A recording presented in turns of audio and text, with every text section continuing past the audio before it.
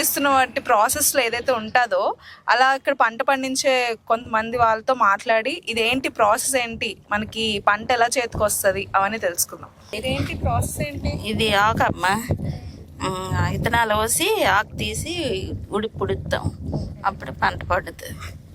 ఈ ఆకు రావాలంటే ఏం చేస్తారు? ఫస్ట్ విత్తనాలు వేయాలి. విత్తనాలు వేస్తారు. ఆకు ఎప్పుడు వస్తుంది? విత్తనాలు వేసి 25 రోజులకి నెల రోజుల కల్లా ఇది ఆకు పెరిగిపోద్ది. అప్పుడు ఉడుపుడుచుకోవాలి మనం. ఇలాగ ఆకు తీసి మళ్ళీ అలాగా దల్లాగా ఉడుచుకోవాలి. ఆ తర్వాత పిండిలో వేసుకోవాలి, గాబు తీసుకోవాలి, కొలుపు అంటారు కదా అలా తీసుకోవాలి. తీసిన తర్వాత మళ్ళీ పిండ్లు మందులు చేసిన తర్వాత అప్పుడు పంట పండుతుంది. ఎకరానికి ఎంత పండిస్తారు? ఎకరానికంటే మాకు తెలియదు, ఐడియా. ఆకు తీయడానికి వస్తారు, ఆకు తీసి ఉడుపుడుస్తాము అంతే. డేకి మీరు ఎంత ఛార్జ్ చేస్తారు ఇది చేస్తున్నందుకు? మాకు ప్యాకెట్ ఆకు అయితే 1500 ఇస్తారు ఇలా తీసినందుకు. ప్యాకెట్ విత్తనాలకి ఇదంతా ప్యాకెట్ అనమాట. ఇప్పుడు ఇక్కడ ఉన్నదంతా ఇలా ఇదంతా దానికి 1500 ఇస్తారు మాకు. అది తీస్తే 1500 ఇస్తారు. ఎప్పుడు ఇంటికి వెళ్తారు? మా 6 అయిపోద్ది. దాదాపు ఒక 10 గంటలు ఉంటారు. పండితే కదా పండుగ చేసుకునేది. మాకు ఇది వస్తే కదా పోషకారం అవుతుంది. నష్టం వస్తుందా? నష్టం వస్తుందమ్మా. ముంపు ఎక్కిపోతాయి, ముంచిస్తే చచ్చిపోద్ది ఉడిపంతాన. నష్టమే అదంతా. పంట అవుతుంది.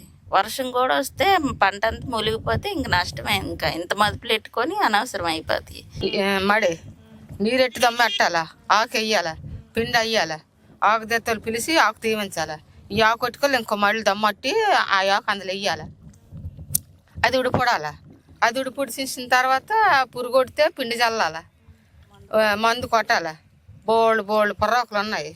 ఈ మయాన్ని ఏదైనా ముంపు ఎక్కితే ఈ పొర్రాకులన్నీ రొదే, డబ్బులన్నీ రొదే. అంతా నష్టమే.